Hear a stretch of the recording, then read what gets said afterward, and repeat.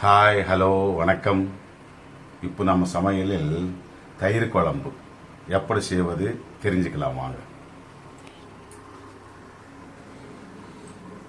Daily வெறும் இந்த மாதிரி தயிர் இல்லைன்னா மோர் சாப்பிட்றதுக்கு பிடிக்காது. சில பேருக்கு சளி பிடிச்சிருந்தா தயிர் வேண்டாம் இன்னைக்கு அப்படின்ட்டு நினைப்போம்.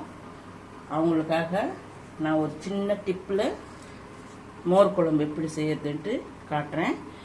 இதுக்கு சால்ட்டு சும்மா சிம்பிளாக செஞ்சுக்கலாம். இதுக்கு நிறைய பொருளெல்லாம் ஒன்றும் தேவையில்லை. நான் 1.5 ஸ்பூன் எண்ணெய் விட்டுருக்கேன். அது இதுக்கு தாளிக்கிறதுக்கு ஆஸ் யூஷுவலாக கடுகு, கொஞ்சம் ஜீரகம்,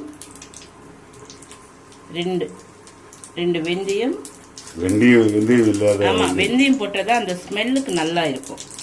பார்த்தீங்களா, இது கொஞ்சம் உளுத்தம் பருப்பு, 4 பருப்பு, அவ்வளோதான். இப்போ ஒரு சின்ன வெங்காயம் இந்த மாதிரி பொடியாக நறுக்கி வச்சிருக்கேன். இது போட்டு அதில் நல்லா வதக்கி இந்த மோர் குழம்பு சிம்பிளாக நமக்கு டெய்லி வெறும் தயிர் சாதம் பிடிக்கல அப்படின்னும்போது இந்த மாதிரி தாளித்து சாப்பிட்டு பாருங்க. சூப்பராக இருக்கும், உங்களுக்கு வாய்க்கு ருசியாக இருக்கும். இந்த வெங்காயம் போட்டு செஞ்சோம்னா இன்னும் நல்லா இருக்கும். இதில் வேறு எதுவுமே அரைச்சி ஊற்ற வேண்டியதில்லை.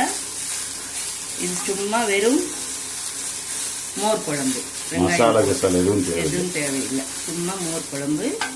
அதாவது பச்சை தயிர் சாப்பிட்றதை விட இந்த மாதிரி தாளிச்சு சாப்பிட்றது நல்லா இருக்கும். இந்த ரெயின் சீசன்ல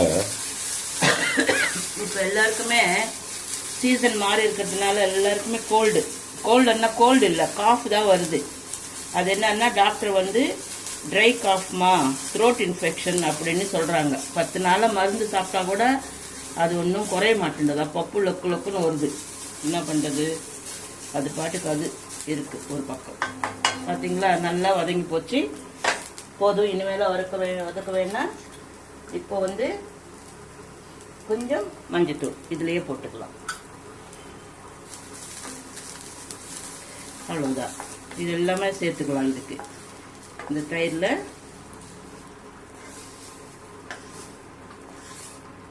சிம்பிளான ரெசிபி, சோயான ரெசிபி.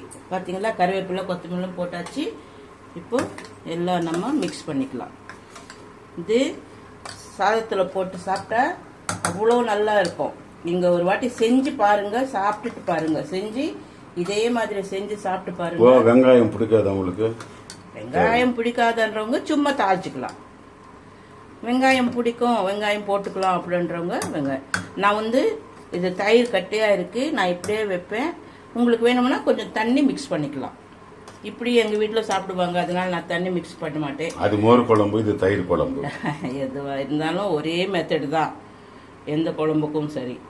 இப்போது கொஞ்சம் கருவேப்பிலை கொத்தமல்லி போட்டாச்சு. அவ்வளோதான்.